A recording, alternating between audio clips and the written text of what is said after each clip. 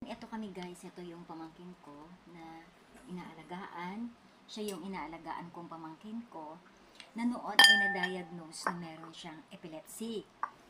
Pero habang lumalaki siya, meron siyang mga bagay na hindi namin alam kung bakit. Pero hindi natuloy yung kanyang gamutan noong bata pa siya. Siguro dahil kakulangan din po sa pinansyal.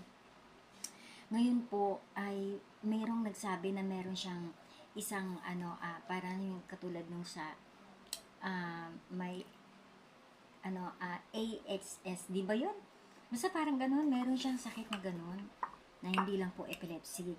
Kasi nung marunong na siyang magsalita, naudlot yun. Tapos ngayon, parang meron pa po siyang isang sakit na hindi po namin nakita yun.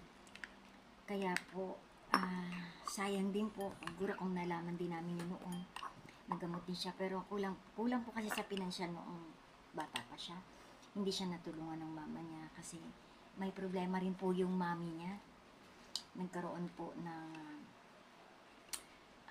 nagkasakit po doon sa Amerika yung mami niya. Wala pong tumulong sa kanya kasi mismo rin po yung asawa niya yung naging problema niya kung bakit po siya nagkasakit. Di po namin alam yun, mga panahon na yun. 20 years old pa lang yung kapatid ko noon, mami niya. Pero ngayon nasa 53 or 54 na siya.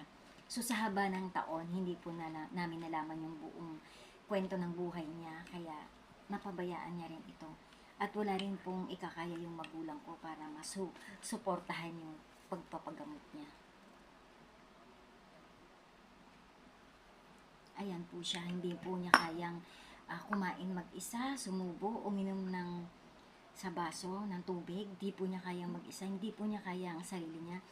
Kasi po, nang magkasakit siya, dalawa po yung pagkakaroon niya ng sakit na yun. Ang nakita lang po at na-diagnose noon ay yung epilepsy.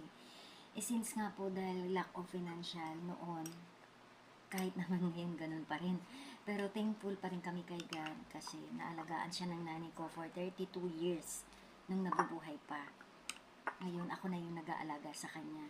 Tumulong naman yung mama niya ngayong mga panahon na 24 nagpapadala rin, pero hindi rin naman po makakasapat kasi nag-iisa lang din ako. Kaya ang gusto ko po ay makauwi na yung mami niya para dalawa po kami magpapagamot sa kanya.